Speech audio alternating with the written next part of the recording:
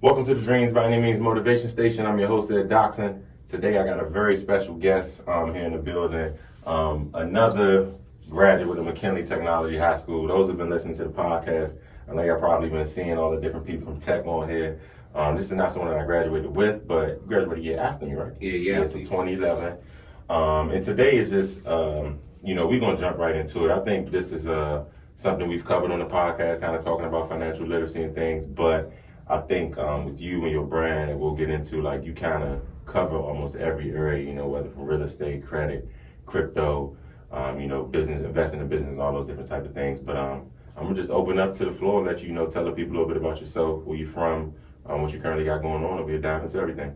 All right, cool. First off, thanks for having me on the show, Ed. I appreciate you, my guy. My name's Ron Curtis. Some people call me Dr. Financial. Reason being, just like a doctor, if you got some problems, you go to them. People come to me with their financial problems, and I help them, with remedies and solutions. So, I'm born and raised in Washington, D.C., native Washingtonian. Went to VCU, Virginia Commonwealth University, graduated in business out there.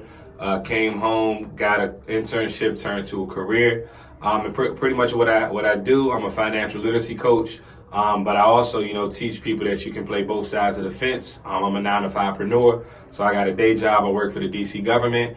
And then once I get off work from 5 to 12, some nights, most nights, I'm grinding, working on my dreams and building out my brains.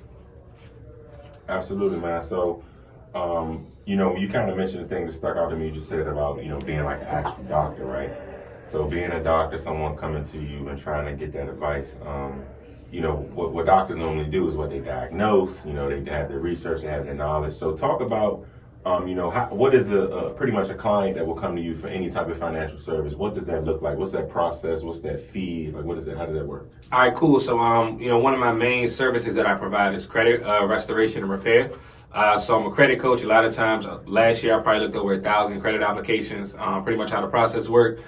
Someone comes to me with a pain point, kind of like when you're at a doctor. I got this, this pain in my knee. I don't know, it's stopping me from walking, At the same time, with credit repair, your pain point could be, you needing to buy a house, or you needing to refinance your car or buy a car, or even in some instances, get that job. So one thing that I help people do is when they come with those pain points, I do a free credit consultation. I walk them through their credit report, kind of like if you go to the doctor and get your blood work drawn, they're going to tell you everything. Hey, this is what you've been doing. You need to work out. You need to stop eating. Same thing with me. Hey, you need to bring down your spending on some of your cards, bring down your utilization, make sure you make your payments on time, things like that. Mm-hmm. So necessarily not every person needs credit repair. One of the reasons that I jumped into this field, and it's one of my passions, we aren't taught about financial literacy in school.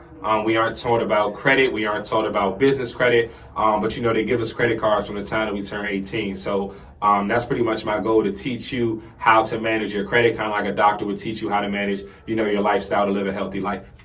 Absolutely. Now, when I think about that statement and that topic, as we were kind of talking to Colin over here, we know there's certain things that in our community, African American community, get catch on until late. And one of those things is being credit. I know for myself, I didn't have my first credit card until after college. Thank God, because I think I was a little crazy. Same here. But talk about, the importance of credit. And I say that because, I didn't know till after college. I'm just thinking, save the money, make the money. But then I graduated, I'm talking to older people, and they're like, if your credit ain't right, you ain't doing nothing. So exactly. Talk about somebody that's just blind to the fact of how credit works and, the importance of why they need it, especially the older they get.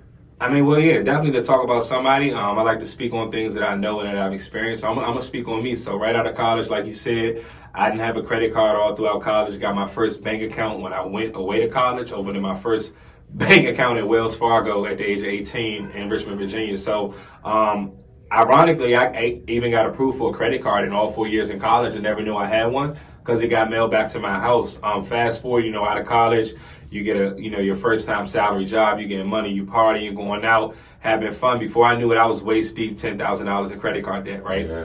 Probably at 22, my minimum payment went from $200 a month to $700-800 a month, right? So that'll shock your salary, shock your budget, shock your lifestyle. So I definitely know how it feels, to have high interest credit card debt, rack up by, traveling, partying, living on, spending your money on liabilities. So in that instance, I can definitely speak to that. I wasn't taught it in school. My dad was a principal my whole life. My mom was an educator. They didn't have, that financial literacy knowledge. I didn't learn it in college.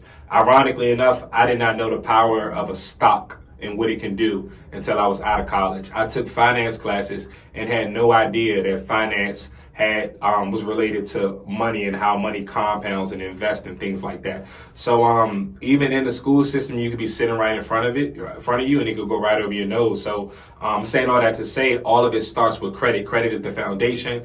Like you said, you can't buy anything without credit once you get older. You can't buy a house, you can't buy a car. In some instances, you can't even work at some establishments. So credit is definitely key, and it should be implemented and taught in the school system.